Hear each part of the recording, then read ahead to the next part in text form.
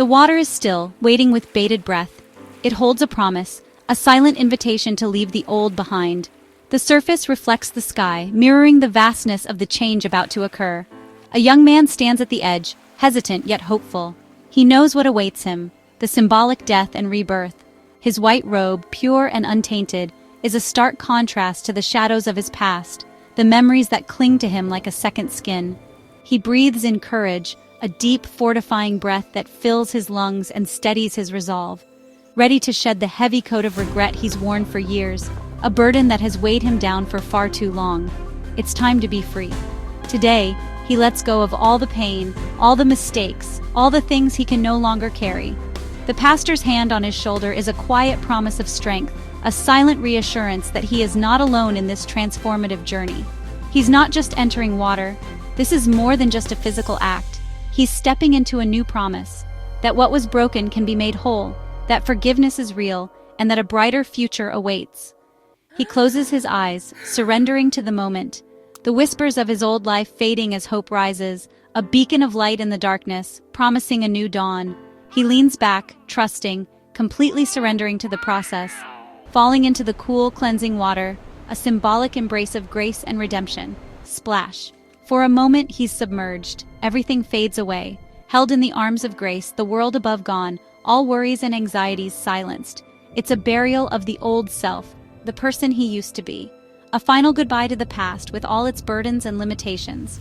The water covers him completely, enveloping him in a cocoon of transformation.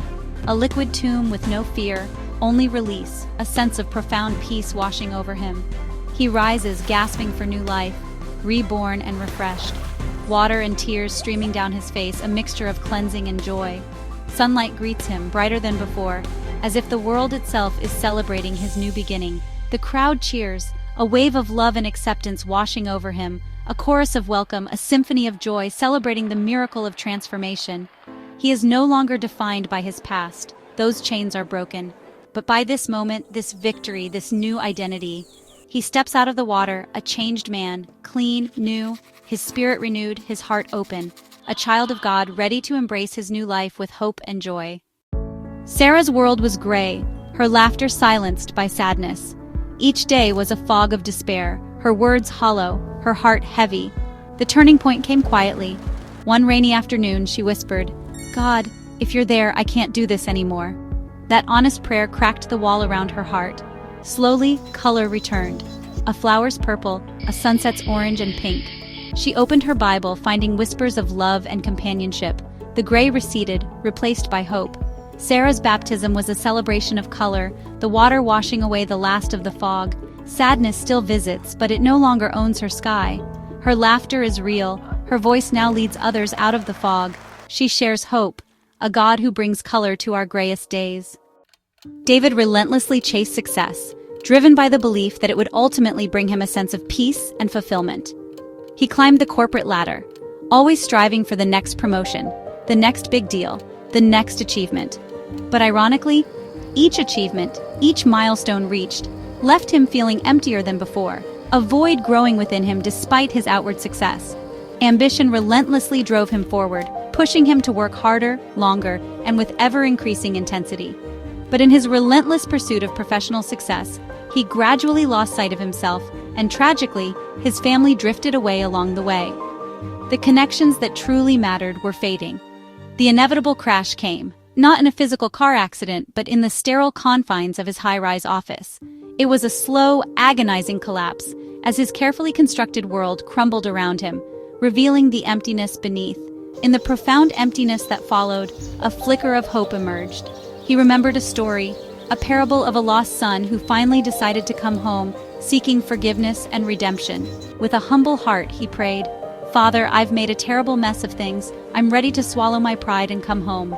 That simple, heartfelt prayer marked the beginning of his long and arduous journey back, facing the difficult truths of his past choices, acknowledging his mistakes, earnestly seeking forgiveness from those he had hurt, especially his family, and learning, day by day, to be fully present in the moment, to savor the simple joys of life. He consciously traded those late nights at the office for the precious moments of bedtime stories with his children, rediscovering the profound and lasting joy that resided within his family. God, in his infinite mercy, gave him a new life, a second chance, built not on ambition and striving, but on the solid foundation of love and grace. David's baptism was a simple act, a public declaration of his new faith. But as he emerged from the baptismal water, dripping and renewed, a profound sense of peace washed over him, finally replacing the frantic, relentless chase for success. He realized that he hadn't lost anything by giving up the relentless race for worldly achievement. In fact, he had gained everything that truly mattered in life. Now, with newfound purpose and joy, he walks a steady, peaceful road, confidently heading home to his loving family. The quietest room in Maria's house was the nursery, a space filled with unspoken dreams and silent yearnings. It stood as a constant reminder of what was hoped for, but not yet realized. Painted yellow, a color of hope and new beginnings, the crib remained empty, bathed in the soft sunlight streaming through the window. Each ray seemed to highlight the absence, the unfulfilled promise. Years of praying for a child, each prayer whispered with unwavering faith and fervent desire. But the waiting brought heartbreak and longing, a deep ache that settled in her soul with each passing month. The tears flowed freely, a testament to her profound desire. Her prayers became desperate, fueled by a yearning that seemed to consume her. She pleaded with a higher power, begging for a sign, a glimmer of hope. The silence of the house was overwhelming, a constant echo of her unfulfilled dreams. Loneliness crept in, a heavy blanket smothering her spirit. One Sunday, seeking solace and guidance, she heard about faith, a different kind of faith. A faith that holds on even in the midst of waiting, a faith that trusts in a plan beyond her own understanding. She changed her prayer. God, I trust you. Fill my heart even if my arms are empty. A prayer of surrender, of acceptance, of unwavering belief. Surrender brought peace, a quiet understanding that her worth wasn't defined by motherhood. The nursery became a room of prayer, not sorrow, a sanctuary filled with hope and quiet contemplation. Maria and her husband poured love into others, extending their hearts to those in need. Finding new purpose in service and compassion, their lives enriched by the connections they made. Then, unexpectedly, a call from an adoption agency.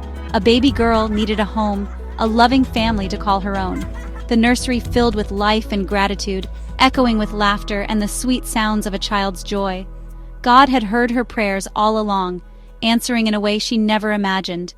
The miracle wasn't just the child, a precious gift beyond measure, but the peace that held her while she waited, the strength she found in surrender.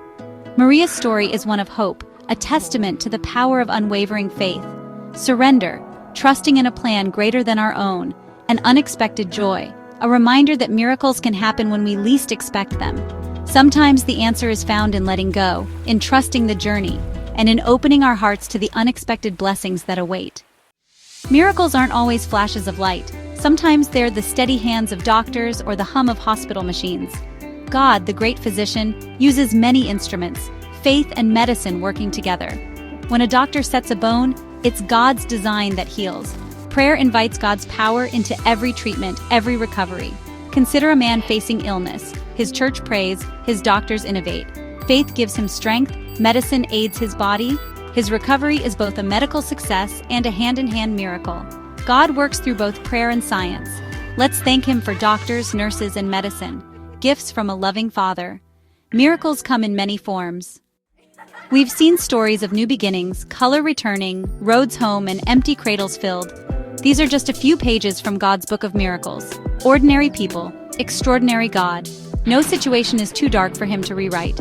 Maybe you remember your own miracle. A provision, a healed relationship, a moment of peace? These are God's fingerprints, reminders that he is near. Your story matters. Your miracle is a beacon of hope for others. Share your story, not to boast, but to shine a light. When we share, we build a chorus of praise and hope. Take 30 seconds, record your miracle moment, and encourage another heart. What has God done for you? We can't wait to hear.